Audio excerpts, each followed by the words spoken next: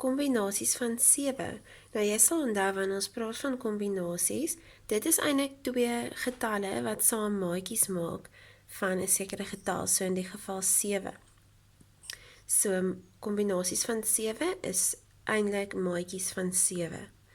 So, ons eerste som sê 1 plus wat is gelyk aan 7.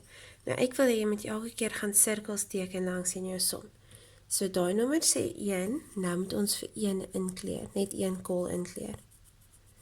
Dan bly daar 1, 2, 3, 4, 5, 6 kolle oor. Jy moet aan hulle raak en hulle tel. So ons antwoord is 6.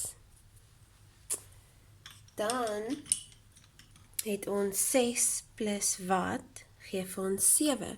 So 6 is ons eerste getal, nou kleer ons 6 in.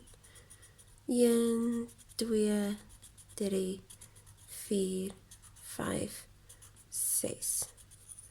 Nou bly daar 1 oor, so ons antwoord hier is 1.